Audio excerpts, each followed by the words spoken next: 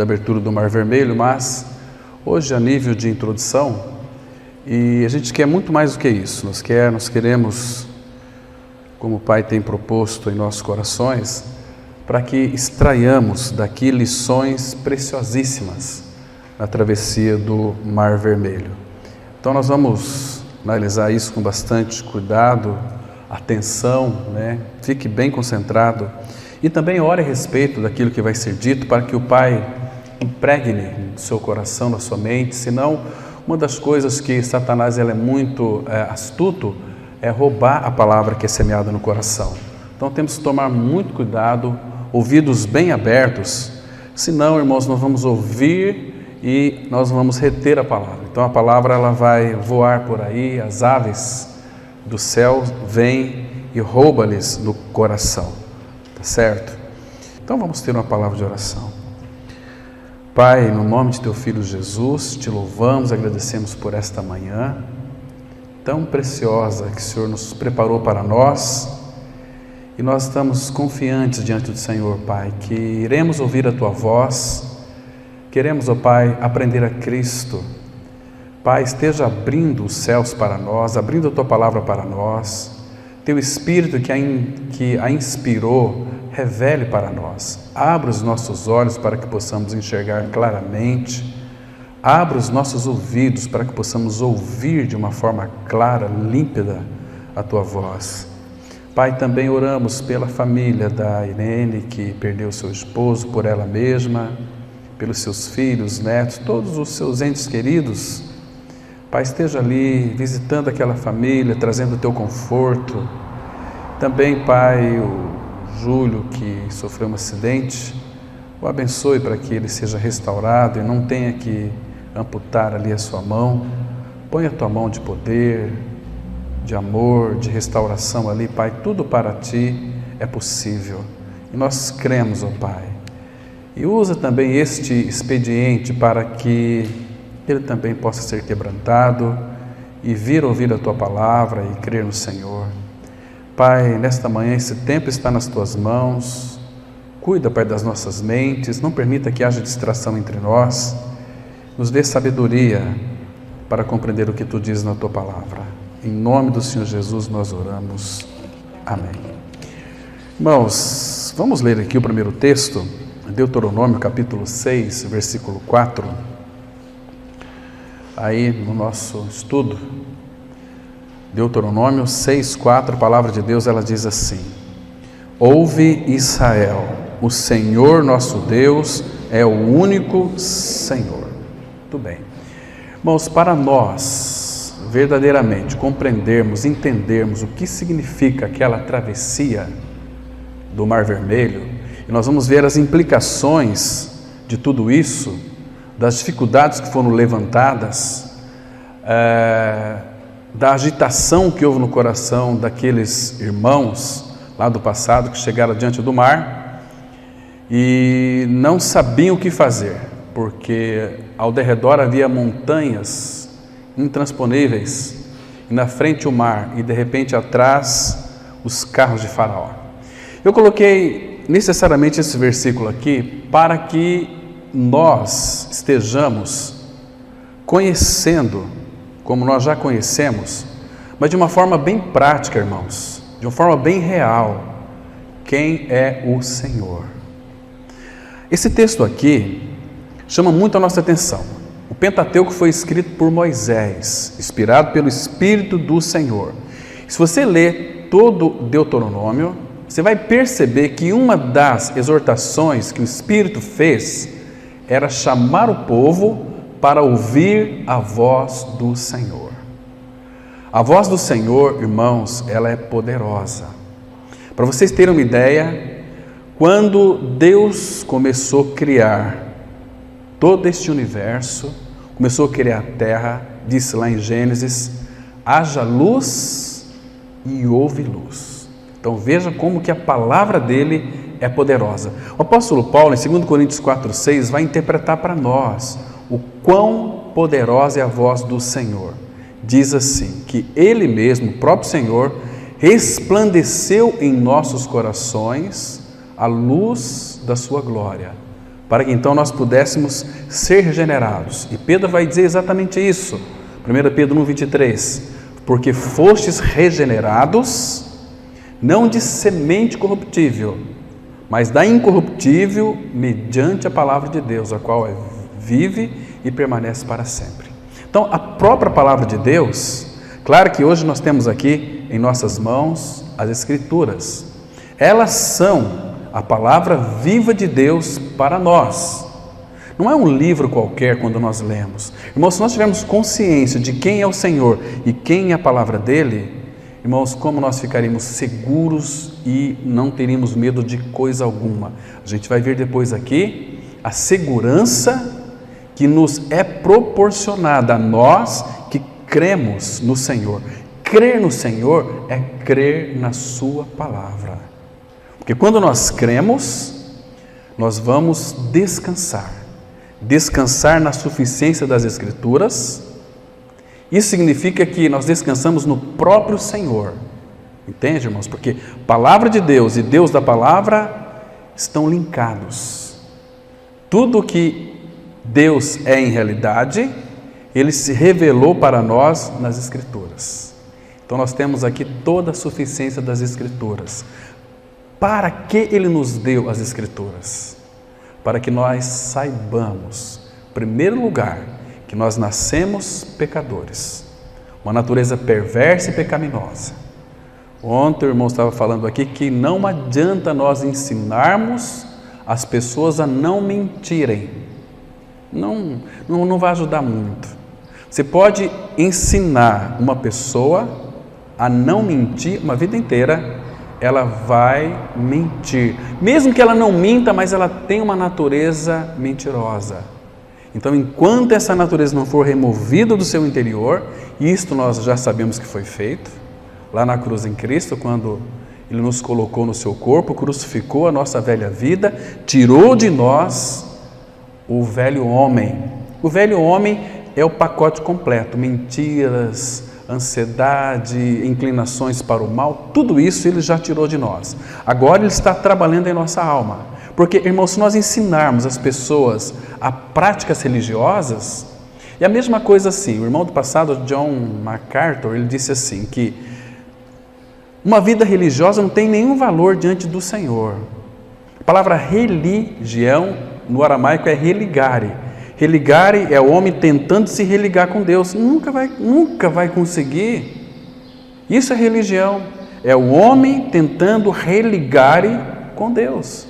Evangelho é Deus vindo se religar com o homem. Evangelho é Deus descendo em Jesus Cristo para vir nos tirar do nosso lamaçal de lama e nos colocar os nossos pés sobre a rocha e nos firmar os passos sobre a rocha. Então é troca de natureza. Então você pode ensinar, você pega um urubu, coloca dentro de uma gaiola e dá alpiste para ele. Você acha que ele vai querer alpiste? Ele dá aquelas golfadas, não quer alpiste, ele quer carniça.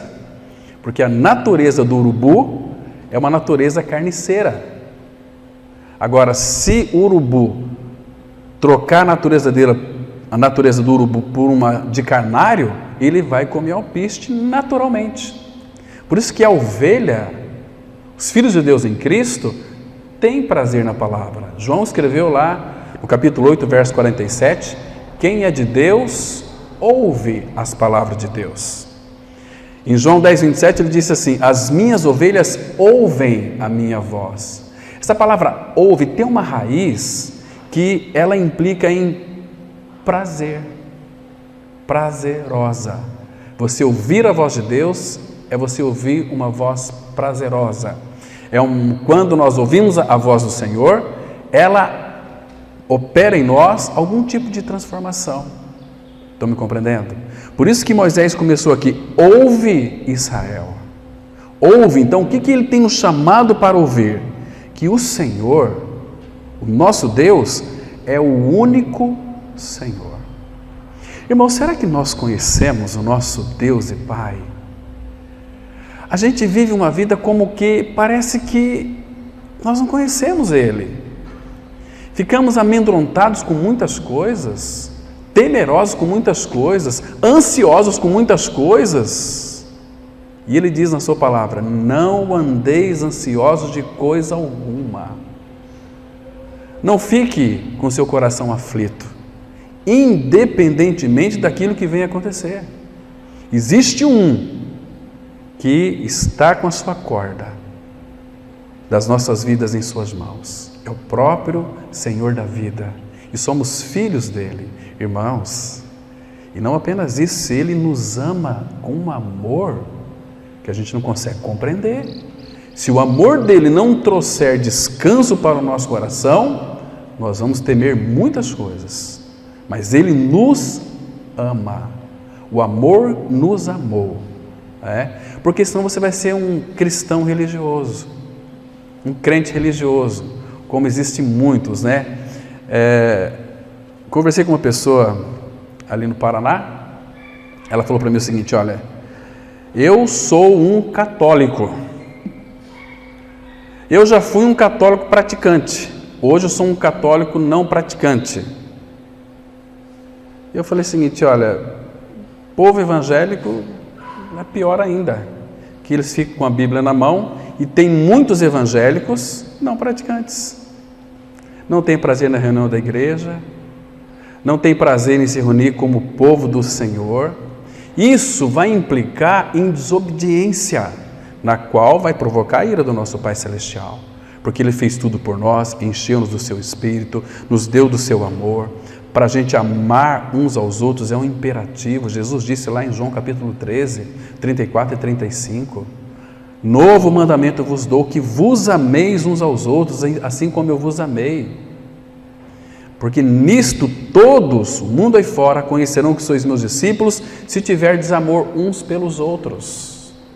Queridos, quando a gente percebe que há evangelho que tem aí alguma desavença com outro irmão, isso significa que aquele que tem a desavença odeia. Às vezes não odeia necessariamente o irmão, mas odeia a vida de Cristo que está naquele irmão. Porque se Cristo é a minha vida, Cristo é a sua vida, se encaixa muito bem aquela palavra: amai-vos uns aos outros. Quando há uma certa aversão por algum irmão ou irmã,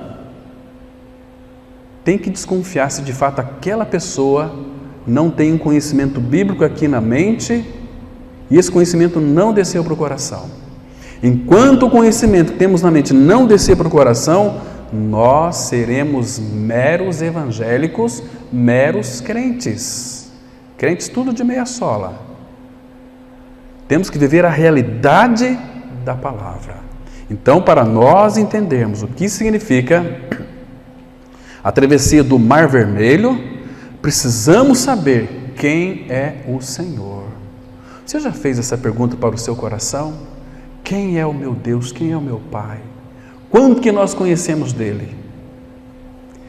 Então Moisés, ele está dizendo aqui: ouve Israel, o Senhor nosso Deus é o único Senhor.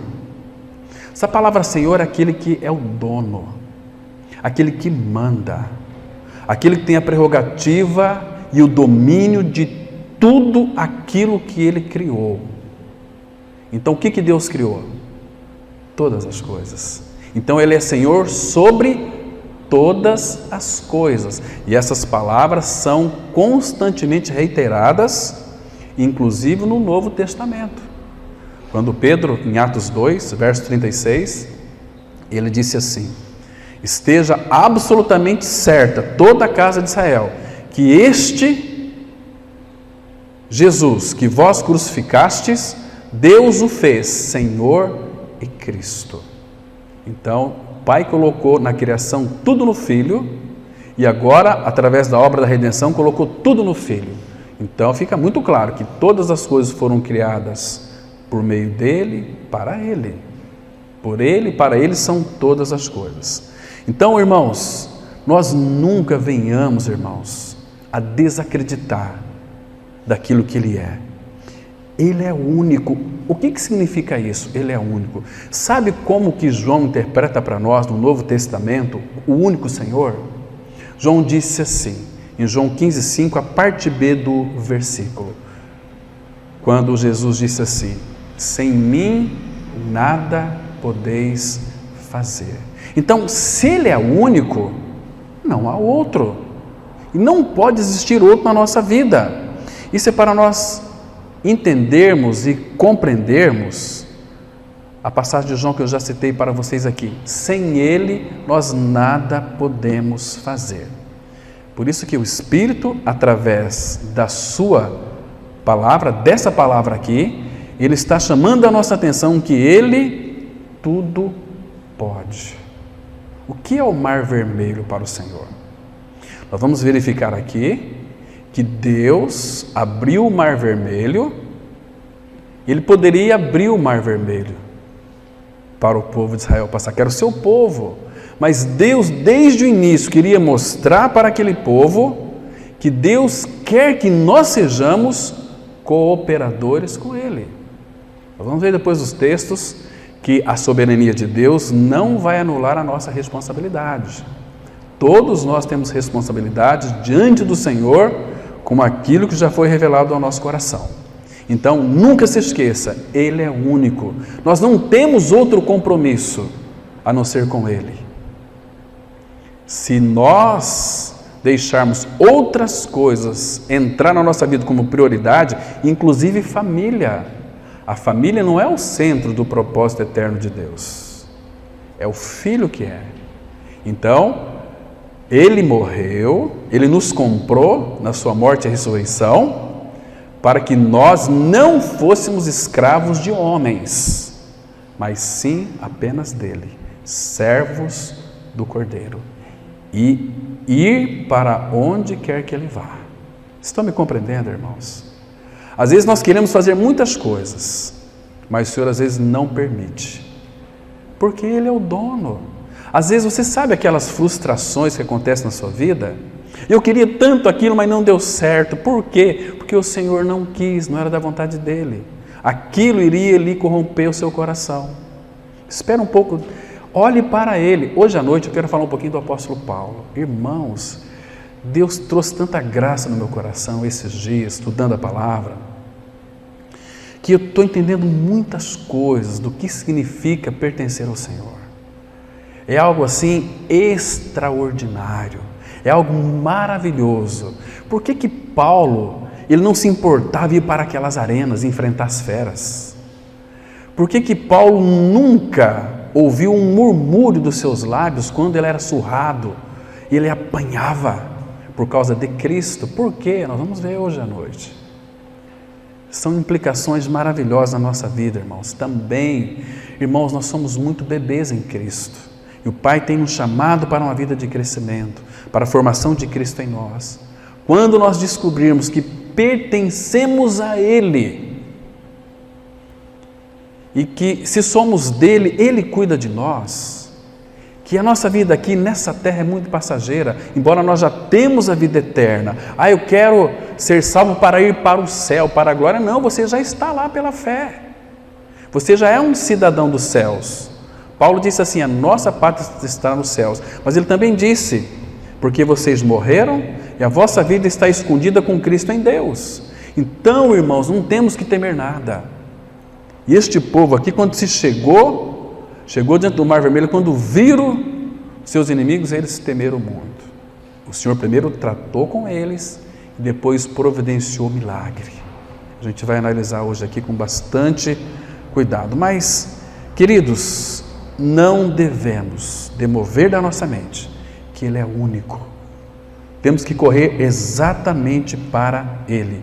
Não há outro. Deixa eu ler alguns textos com vocês aqui. Abre em Deuteronômio, capítulo 33, versículo 26.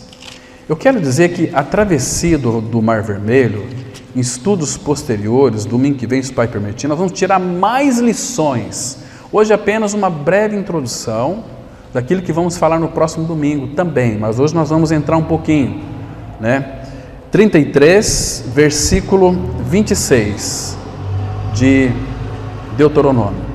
Presta atenção aqui. Aqui, no primeiro texto que nós lemos, ouve, ó Israel, o Senhor nosso Deus é o único Senhor. Agora, em Deuteronômio 33, versículo 26, está escrito assim. Presta atenção, irmãos.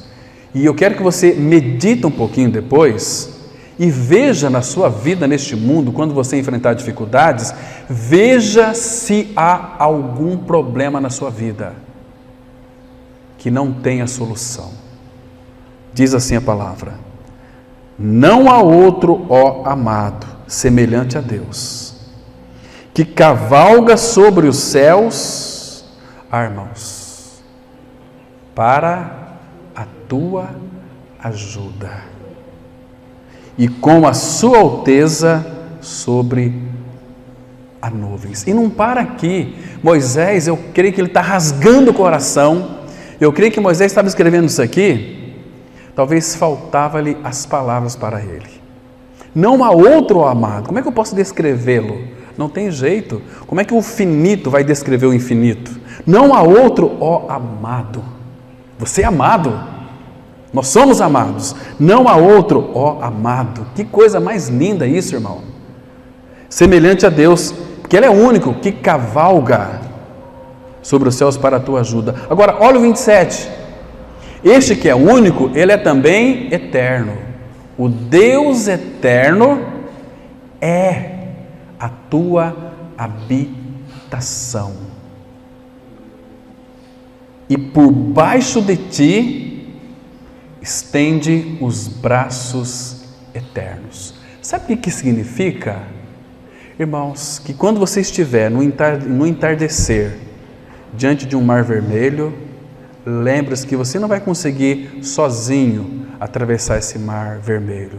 Mas lembre-se que por baixo de ti está os braços eternos. Ou em outras palavras, ele está dizendo o seguinte: filho, deixa eu lhe carregar no colo agora. Você é meu filho. Estamos numa dificuldade tremenda, mas você é meu filho, eu te amo. Vamos atravessar juntos isso. Mas no colo aqui, a ideia lá de Isaías, que como o pastor pega os seus cordeirinhos no colo e caminha com eles muitas vezes, e assim o Pai quer que nós estejamos em seu colo, aquietados, para ouvir as batidas do seu coração. Coração que pulsa de amor por cada um de nós. Coração que nos ama, nos amou até as últimas consequências. Querido, você é muito amado pelo Senhor. Ai, se nós soubéssemos quanto somos amados pelo Senhor, nós iríamos descansar. Essa questão de não há outro é muito sério. Abra aqui em Isaías 45. Olha que coisa preciosa. Irmãos, está recheada de versículos a palavra, mas eu quero citar alguns para vocês aqui, para vocês não terem dúvida de que Ele é o único Senhor.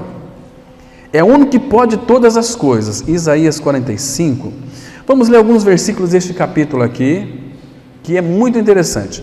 Olha só o versículo 5 e 6 que diz assim: eu sou o Senhor e não há outro, não há outro. Além de mim não há Deus. Eu te cingirei, ainda que não me conheces. Eu vou te envolver. Eu vou de alguma maneira aqui lhe atrair. Você não me conhece, mas eu conheço, eu te fiz. Olha o versículo 6. Para que se saiba, até o nascente do sol e até o poente, que além de mim não há outro. Eu sou o Senhor e não há outro. O Espírito Santo, quando começa a repetir, esse capítulo está cheio disso, que Ele quer que o nosso coração entenda, irmãos, que não é para nós buscarmos recursos neste mundo, ainda que Deus pode providenciar recursos deste mundo para nós. Deixa eu colocar para vocês um exemplo aqui. Por exemplo, você está com uma dor terrível. Você precisa de um médico, claro. Então você vai ao médico. Mas, queridos, antes de ir ao médico, fala assim: Senhor, a dor está muito forte. Me mostre um médico. O que isso significa? Uma vida de dependência do Senhor. Entende, irmãos?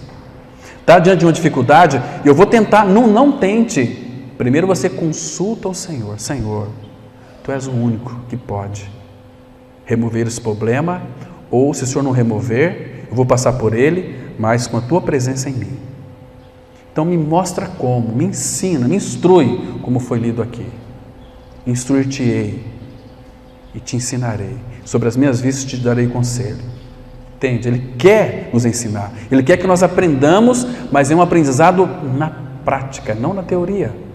E aí ele diz aqui, versículo 14. Olha só como é que está recheado aqui, irmão. Assim diz o Senhor: a riqueza do Egito e as mercadorias da Etiópia e os sabeus, homens de grande estatura, passarão ao teu poder e serão teus. Seguir-te-ão, irão em grilhões diante de ti, se prostrarão e te farão as suas súplicas, dizendo: só contigo está Deus, e não há outro que seja Deus. Claro, aqui era com, hoje ele está em nós. Às vezes eu fico pensando, será que o mundo aí fora está vendo Cristo em nós? Será que o mundo está vendo Cristo em nós? E hoje em dia, meus irmãos, os cristãos são mais conhecidos pelos escândalos que estão produzindo do que por uma vida santa. Agora, observa aqui o versículo 21, o versículo 18. Porque assim diz o Senhor que criou os céus, o Deus que formou a terra, que a fez e a estabeleceu, que não criou para ser um caos, mas para ser habitada. Eu sou o Senhor e não há outro. Veja, irmão, quantas vezes ele repete aqui isso. Olha o versículo 21, que diz assim: declarai e apresentai as vossas razões, que tomem conselho uns com os outros. Quem fez ouvir isto desde a antiguidade? Quem desde aquele tempo anunciou? Porventura não o fiz eu, o Senhor? Pois não há outro Deus senão eu, Deus justo e salvador, não há além de mim. Irmãos, Ele tem, de alguma maneira, chamado a nossa atenção para Ele mesmo. Olha o 22 aqui. Olhai para mim, e sede salvos, vós todos os limites da terra, porque eu sou Deus e não há outro. Como que podemos olhar para Ele, irmãos? Existem duas maneiras. Primeiro, olhar para o Senhor é olhar para a Sua palavra. Porque, não sei se isso já aconteceu com você, irmão. Você ora ao Senhor, parece que tem um problema muito grande diante de você, e você ora, parece que Deus não resolve. Aí você liga para o irmão, para a irmã, ora por mim, a pessoa ora e não nada resolve. Por que isso? Será que Ele esqueceu de nós? Não, Ele nunca vai esquecer de nós. A ponto de Ele chegar a dizer, Isaías 49:15, ainda que uma mãe se esqueça do filho que amamenta, eu de ti jamais me esquecerei. Crer. Quando cremos, nós temos essa segurança. Então por que às vezes Deus parece que não responde às nossas orações? E a gente vê as coisas se apertar cada vez mais. E ficamos perplexos, parece que não tem saída. O que fazer, irmãos? Olhar para Ele, olhar para a Sua palavra. Senhor, a Tua palavra diz que Tu me guardarás de todo mal. Então tem que crer. Ele não vai falhar, irmãos. E a palavra fala lá em Romanos, capítulo 10, que nós não seríamos envergonhados. Ele nunca vai permitir que um filho seu, que anda com Ele, seja envergonhado neste mundo. Jamais, irmãos. Ele disse, então, preciso de crer. Ah, mas eu tenho medo que falta alguma coisa para mim. Não vai faltar nada. Paulo, escrevendo aos Filipenses, capítulo 4, verso 19, ele disse assim: e o meu Deus, segundo a riqueza da sua glória, há de suprir em Cristo Jesus cada uma de vossas necessidades. Então, irmãos, não tem o que temer. Ele, quando o nosso coração realmente descansa de que Ele é o único Senhor, que nós somos filhos dEle, o que pode nos trazer medo? O que pode? Ouve, ó Israel. Então, estes dois versículos aqui são denominados pelo nosso Senhor o primeiro e grande mandamento na lei. Ouve, ó Israel. A nossa consagração começa no ouvido, ouvindo a minha voz. E as primeiras palavras do Talmud, se você ler com bastante cuidado, referem-se às horas em que essa forma deve ser reiterada na oração diária de manhã, tarde, à noite, ou seja, todos os dias. Quando você orar, lembre-se que Jesus falou: vigiai e orai. Vigie e ore. Então, quando você for orar, você está ali um tempo com o Senhor sozinho. Primeiro você vigia um pouquinho, vigia os teus pensamentos, vigia e faz o teu coração lembrar com quem que você irá falar agora. Com Deus eterno, com Deus que criou todas as coisas, um Deus que abriu o mar vermelho, o Deus que quer abrir o mar vermelho da nossa vida também. Entende, irmãos? Quando fala assim, Pai, você está dirigindo a tua voz ao Todo-Poderoso, ao Deus que tudo pode e que nada é impossível para Ele, a ponto de o apóstolo Paulo escrever lá em Efésios capítulo 4, versículo 20, ora, aquele que é poderoso para fazer infinitamente mais, além de tudo quanto pedimos ou pensamos, conforme o seu poder que opera em nós. Queridos, dentro da nossa limitação, a gente pode pensar numa coisa extraordinária. Pense numa coisa extraordinária, uma coisa inconcebível, uma coisa que não tem como isso suceder. Deus diz que pode fazer infinitamente mais, além de tudo que pedimos ou pensamos. Está me compreendendo? Por isso que muitos vão pedir diante do Senhor: Senhor, me dá uma fazenda para mim. Queridos, você está pedindo uma coisa que já é tua. O Senhor já colocou os administradores para administrar as coisas dele. E a igreja que administra as coisas do Pai aqui na terra. Você tem cuidado das coisas do Pai? Quando o Senhor Jesus foi deixado para trás, porque ele quis ficar ali no templo com os doutores da lei, eles vieram adorar em Jerusalém e foram aquela comitiva, voltando lá para a sua terra. José e Maria falou: cadê Jesus? Olharam, não estava, voltaram. Ele estava lá, sentado com os doutores, indagando, fazendo perguntas. Ela disse: filho, por que não desceste conosco? Ficamos preocupados. Ele disse assim para sua mãe: olha, era-me necessário estar aqui e cuidar dos negócios de meu pai. Queridos, Deus nos confiou um reino. Lucas 12, 32. Não tem mais o pequenino rebanho, porque o Pai vos confiou um reino. Então nós temos que cuidar dos negócios do Pai aqui na face da terra, com bons administradores. Que loucura, que tolice aquelas pessoas: vamos lá buscar o melhor da terra, vamos lá buscar uma fazenda para nós. Isso já é nosso, só que Deus colocou aquele suposto dono lá para cuidar. Então ele vai criar seus bois, Deus vai lhe dar o dinheiro para você ir lá e comprar no açougue a tua carne, teu arroz, teu feijão, tudo, ele vai suprir tudo. Mas eu tenho que comprar uma casa. Tudo é vosso. Se você tem dinheiro para comprar uma casa, compre 1, 2, 3. Mas se você não tem, Deus vai lhe dar o dinheiro, se você é filho, para você pagar o aluguel. Estão me compreendendo, irmãos? Então, tudo é vosso. E este mundo, o que nós esperamos deste mundo aqui? Esse mundo está condenado. Já foi julgado, está condenado, e o ímpio vai de mal a pior. Então não fique criando seus impérios nessa terra, porque Jesus disse que não ficará pedra sobre pedra que não seja derribada. Os elementos vai cair na terra, tudo vai se esbrasear, é fogo. Ele vai criar novos céus e nova terra em que habita a justiça. Então, queridos, ouve, ó Israel, o Senhor nosso Deus é o único Senhor. O único Senhor. Então, graças ao Senhor, nós temos essa revelação. Permita-me, irmãos, eu ler mais um texto com vocês aqui, está vindo ao meu coração. Deuteronômio capítulo 4, versículo 35 e 36.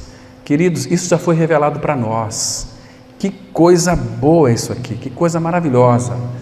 Então, Deuteronômio capítulo 4, versículo 35 e 36. Aqui eu não vou me ater muito, comentar muito, senão nós levaríamos todo o tempo aqui nesses dois versículos. Mas observa aqui, irmãos, que coisa mais preciosa. Deuteronômio 4, versículo 35. A ti te foi mostrado. Essa palavra mostrado aqui, original é revelado. Aquilo que foi expressado, aquilo que foi manifestado. Então, a ti, você está lendo isso aqui, então é para ti. A ti te foi mostrado para que soubesses que o Senhor é Deus, nenhum outro há senão Ele. Então nós já sabemos disso. Agora, se nós não crermos nisso, quando vier uma tribulação, e vai vir, quando vier uma angústia, e vai vir, porque tem o dia da angústia, você vai ficar até deprimido. Mas se o teu coração for conquistado por essa verdade, você sabe que Ele é único e você sabe onde recorrer. Lembra do Salmo 46:1? Deus é o nosso refúgio e fortaleza, socorro bem presente nas tribulações. Está vendo, irmãos? Então, agora olha o versículo 36. Dos céus te fez ouvir a sua voz. Como assim? Aqui era no Antigo Testamento, Deus falava literalmente, a palavra saía da sua boca, o povo ouvia. Tanto é que o povo não queria ouvir a voz do Senhor. Disse para Moisés: Moisés, vá lá, Deus vai falar contigo, e tudo que Ele falar com você, você fala para nós, nós vamos te ouvir e vamos cumprir. Aí Deus disse assim: em tudo eles falaram muito bem, quem me dera se eles tivessem tal coração, né? Era um povo incrédulo, não queria ouvir a voz do Senhor, queria os benefícios do Senhor. E quando não tinha, a gente poderia voltar para o Egito, né? Eles lembraram das cebolas, do alho silvestre que tinha lá no Egito. Que povo mesquinho. Deus deu para eles pão do céu, pão de anjos. Percebe? Então Deus quer mudar tudo em nós, a nosso apetite, nossa maneira de pensar, maneira de agir, maneira de falar. Ele quer mudar tudo, uma transformação de dentro para fora. Mas para isso precisamos ser habitados pelo Senhor. Então aqui, dos céus fez ouvir a sua voz. Queridos, é a mesma coisa, Deus disse isto. Está sendo hoje reiterado por nós aqui. A palavra que Deus disse para Moisés aqui, Moisés está passando para o povo, é a mesma para nós hoje.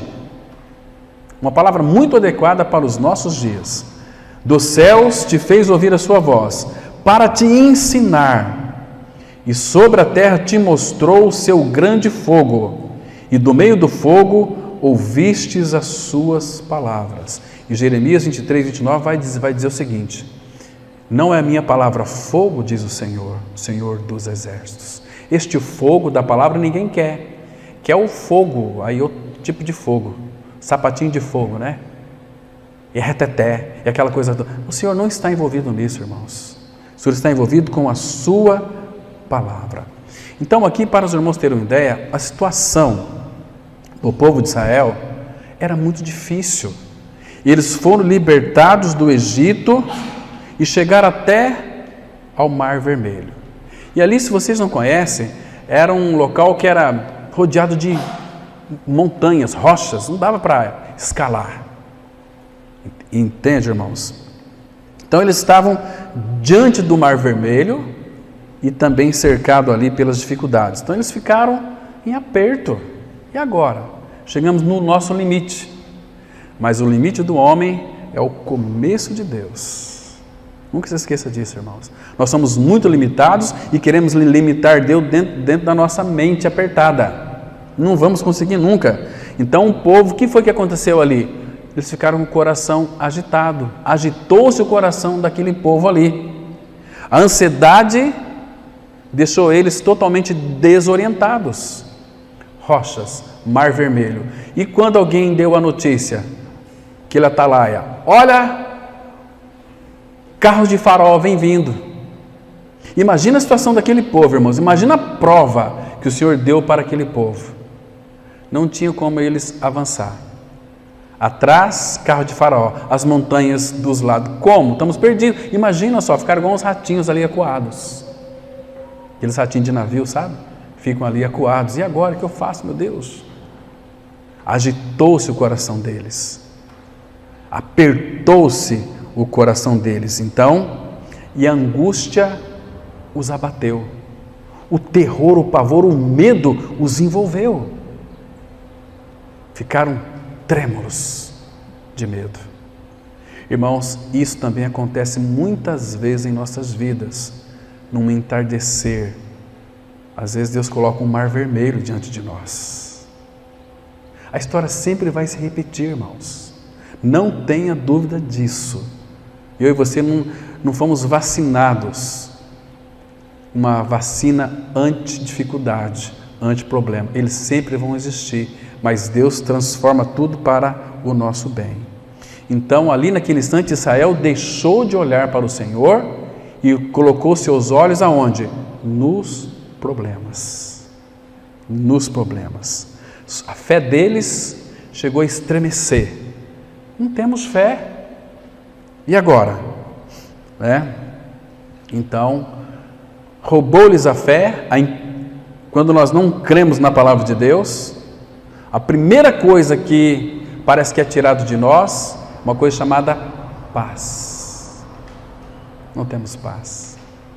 Todo incrédulo, ele não tem paz. Não tem paz. É como um mar agitado, cujas águas lançam de si lama e lodo.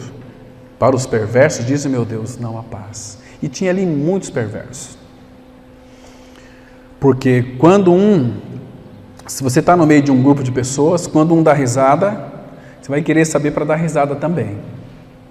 Se um chora, às vezes a gente vai participar de algum velório, às vezes você nem conhece aquela pessoa que morreu, ou talvez conhece, mas você vê lá os teus amigos chorando, você vai chorar também. Não é assim? E aqui, quando alguém deu um grito, Faraó está vindo. Eles ficaram, e agora, vamos morrer? Morrer, o que gera? Sendo que os próprios discípulos, quando Jesus disse, olha, eu vou para Jerusalém e vou morrer.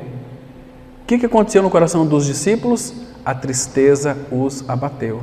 Mas Jesus disse assim, mas outra vez vos verei, e o vosso coração se alegrará.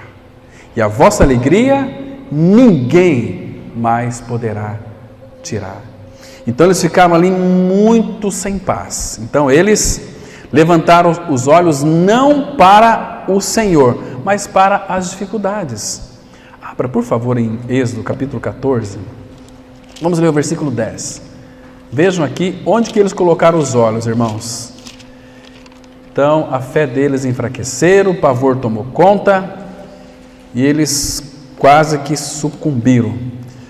Quase que morreram, mas de medo. Olha só, Êxodo 14, versículo 10, que diz assim a palavra. Presta atenção. E chegando o Faraó, os filhos de Israel levantaram os olhos, eles levantaram os olhos, mas não para o alto, não para o Senhor. Levantaram os olhos, e eis que os egípcios vinham atrás deles, e temeram muito. Temeram não pouco, temeram muito. Agora você imagina como é que foi esse temor aqui. Eles tinham uma certeza, como muitos de nós aqui temos. Às vezes você fala assim, a única certeza que eu tenho é que eu vou morrer um dia. Você é um incrédulo. Isso é lógico, é genérico. A única certeza que eu tenho é que eu tenho uma certeza que Ele me deu, que é Cristo. Cristo em vós, a esperança da glória. Eu não tenho uma certeza que vai morrer, isso é incerteza. Agora, certeza é que Cristo é a minha vida, que Ele veio habitar em mim. Percebe? Então, eles temeram muito. muito. Então os filhos de Israel clamaram ao Senhor. E graças a Deus. Queridos, nós temos que agradecer a Deus pelas bênçãos das dificuldades. Quando não tem dificuldade, fica meio desconfiado, pois nelas, nas dificuldades, nós podemos ver a mão do nosso Pai agindo no nosso meio. É nas dificuldades que vamos ver a mão amorosa dele agindo em nossas vidas. Deixa eu colocar para vocês um exemplo aqui.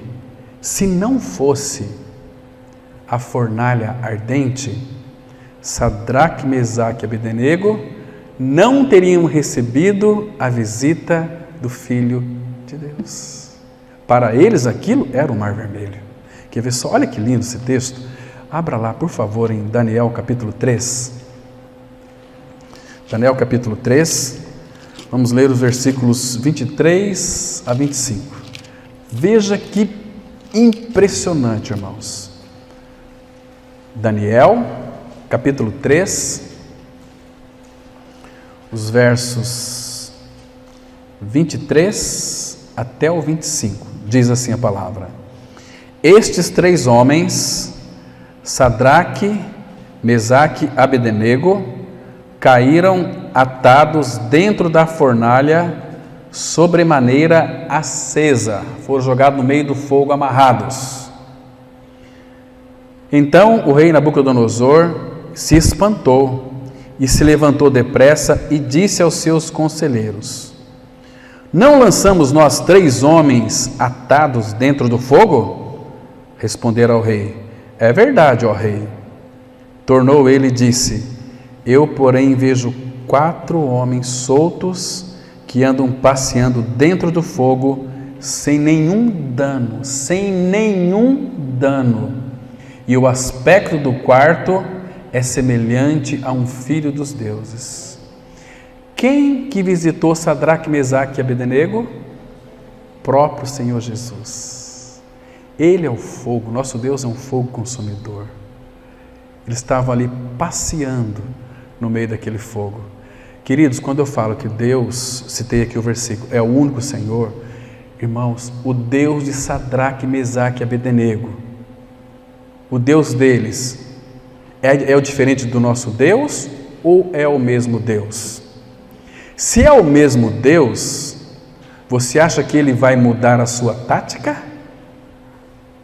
O problema está em nossa incredulidade. O problema é que nós não cremos. As coisas desta vida tiram o nosso foco de Cristo. Tira o nosso foco de Cristo. Quer que você se encante com coisas, mas não com teu Senhor. Entende, irmãos? Olha o versículo 23, nós lemos qual versículo? O 29 e o 30, depois que tiraram ele de lá. Olha o 27. Ajuntaram-se os sátrapas, os prefeitos, os governadores e conselheiros do rei, e viram que o fogo não teve poder algum sobre os corpos destes homens, nem foram chamuscados os cabelos da sua cabeça, nem os seus mantos se mudaram, nem cheiro de fogo passara sobre eles. Oh, que Deus que é esse! Foram visitados, irmãos, e o Senhor tem nos visitado diariamente pela sua palavra. E nós às vezes não temos essa percepção. Olha o versículo 29. Olha o que o rei fez. Portanto, faço um decreto pelo qual todo o povo do seu reino, nação, língua, que disser blasfêmia contra o Deus de Sadraque, Mesaque e Abdenego, seja despedaçado, e as suas casas sejam feitas em monturo, porque não há outro Deus que possa livrar como este. Meu irmão, esse é o nosso Pai. Este é o nosso Pai, que nós muitas vezes dedicamos tão pouco tempo da nossa vida para Ele. Nosso compromisso com Ele é muito pouquinho, irmãos. Nós estamos preocupados com os nossos próprios interesses. E o versículo 30 diz assim: Então o rei fez prosperar a Sadraque, Mesaque e Abdenego na província da Babilônia. Está vendo aqui? Ele governa todas as coisas. Os meus filhos são meus filhos. Vão passar por dificuldades.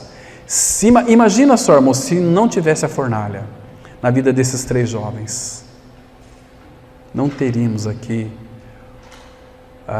este milagre tão maravilhoso. Eles não teriam a visita do Filho de Deus, Senhor Jesus Cristo, ali junto com eles, passeando no meio do fogo.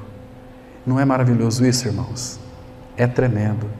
Se não fosse, já que estamos aqui em Daniel, se não fosse, irmãos, a cova dos leões, vamos dizer assim, que Daniel não teria passado a noite mais feliz da sua vida.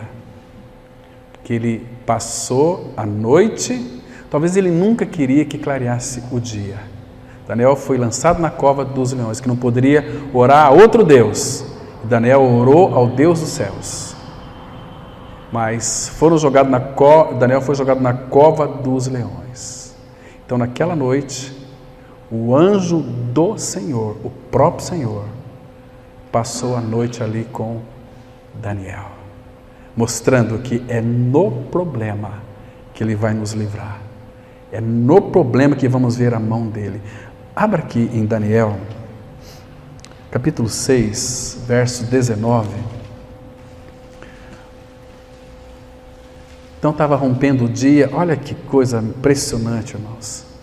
A palavra de Deus tem tanto significado para nós, como nos edifica, diz assim a palavra. Pela manhã, ao romper do dia, levantou-se o rei e foi com pressa à cova dos leões. Chegando-se ele à cova, chamou por Daniel com voz triste. Disse o rei a Daniel: Daniel, servo do Deus vivo, dar-se-ia o caso que o teu Deus, a quem tu continuamente serve, tenha podido livrar-te dos leões? Então Daniel falou ao rei: ó rei, vive eternamente. O meu Deus enviou o seu anjo e fechou a boca aos leões, para que não me fizeste dano, porque foi achada em mim inocência diante dele. Também contra ti, ó rei, não cometi delito algum. Aí o rei se alegrou. Como pode? Percebe, irmãos? Mas se não tivesse a cova dos leões e os leões, Daniel não teria passado a noite mais feliz da sua vida, na presença visível do próprio Senhor. Que coisa interessante, irmãos. Percebe que nós vivemos um cristianismo muito superficial, muito leite com água. Não estamos como que, parece que nós não fazemos muito caso do genuíno leite espiritual, para que dele nos seja dado crescimento para a nossa maturidade espiritual. Irmãos, quando nós confiamos, quando nós cremos no Senhor, a consequência natural é estarmos seguros. Josafá escrevendo, lá dizendo para o seu povo que ia para a batalha, o louvor na frente, ele disse lá no capítulo 20, crede no Senhor vosso Deus e estareis seguros. Segundo Crônicas 20, versículo 20. Crede no Senhor vosso Deus e estareis seguros. Não há nada o que temer. Crede nele, vocês vão estar seguros. Se vocês não crerem nele, porque às vezes nós tentamos enganar o nosso próprio coração. Não, isso é bênção de Deus, é os nossos arranjos, para nós tentarmos se dar bem ou ter um bom negócio. Às vezes o Senhor não está envolvido. Crede no Senhor vosso Deus, estareis seguros. Às vezes aquilo não vai lhe trazer segurança.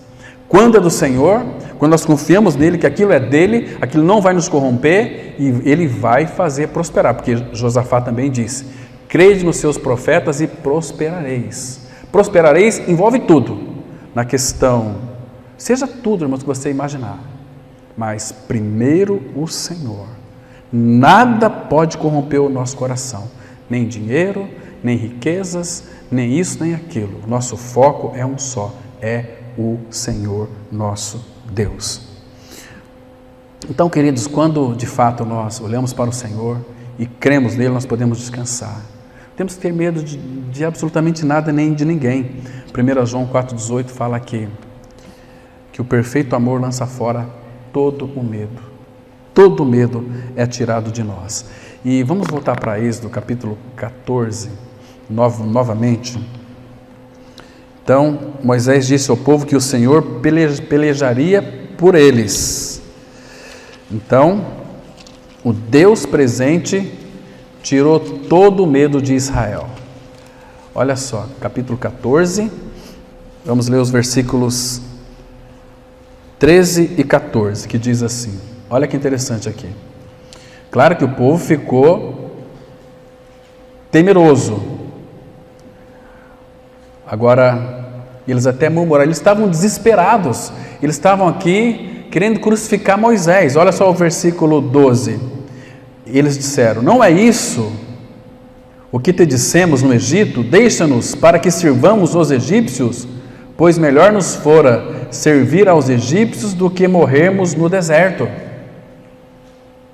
Melhor para eles seria, mas Deus não tinha, o melhor de Deus estava para vir. E aí a presença de Deus tirou todo o medo deles. Verso 13, Moisés, porém, respondeu ao povo, oh palavrinha bendita, não temais, não temais, aquietai-vos e vede o livramento do Senhor que hoje vos fará, porque os egípcios que hoje vedes, nunca mais os tornareis a ver. Agora, olha o 14, irmão.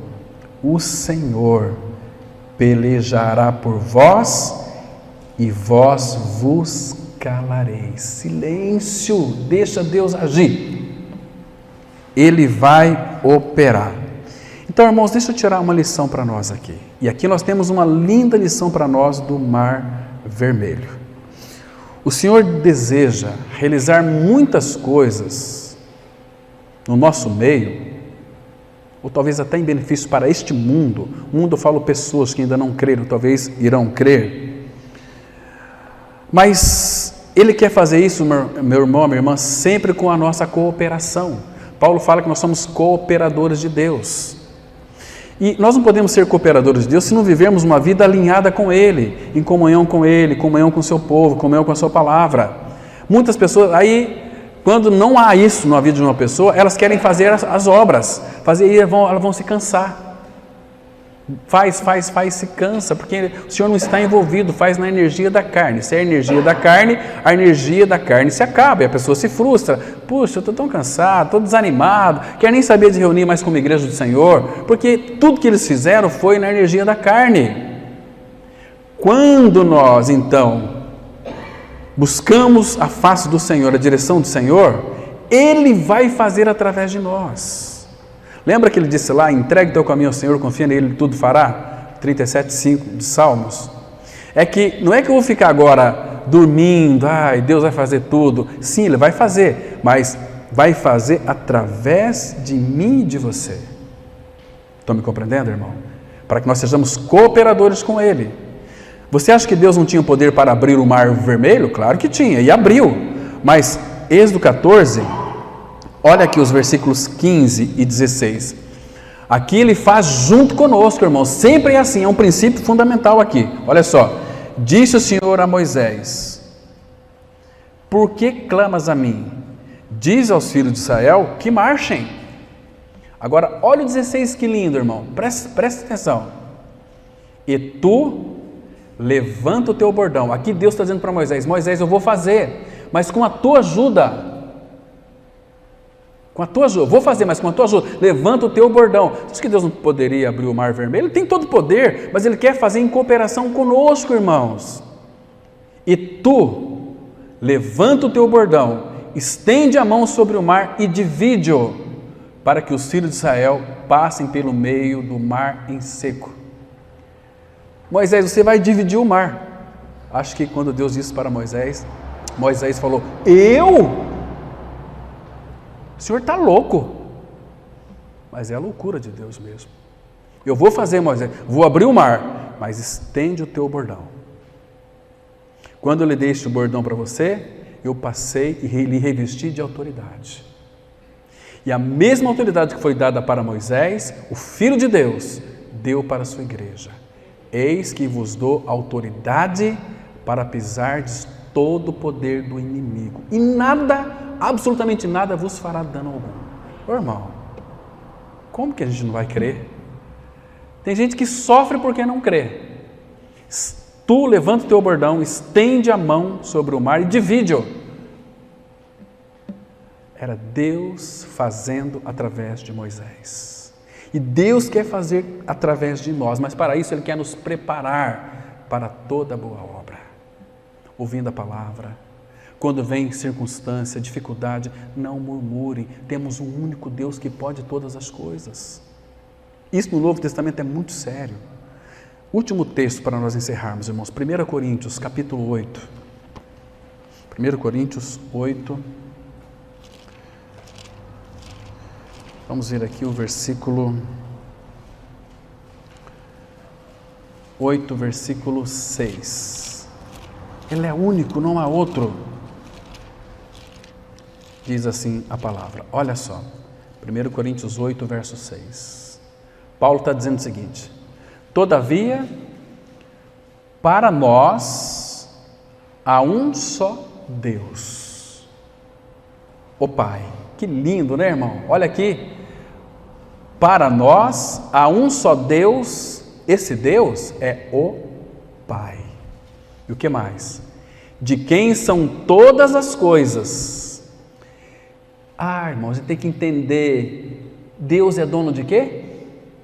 De todas as coisas. Então, aquilo que você tem é teu? É emprestado. O meu carro, você viu o meu carro? Não é meu, é dele. Ele passou para mim administrar. Todas as coisas. E para quem existimos, irmãos, graças a Deus, que palavra linda. Nós existimos para quê? Para que você existe? Se alguém perguntar para você, para que você existe? Eu existo para o Senhor e o Senhor para mim. Que linda, irmão, olha aqui, para quem existimos. Para que você existe, ô criatura? Eu existo para minha esposa, para meu marido, para meu filho, para o meu trabalho. Você existe para o Senhor. Não tem outra maneira. Se você é dele, nós existimos para Ele. E um só Senhor, Jesus Cristo, pelo qual são todas as coisas, e nós também por Ele. Irmão, como nós precisamos ganhar essa dimensão. Senão, quando vier os mares vermelhos diante de nós vamos saber o que fazer. Nós precisamos, irmãos, crer que Ele tudo pode. E que o mesmo Deus que agiu lá no passado também age aqui.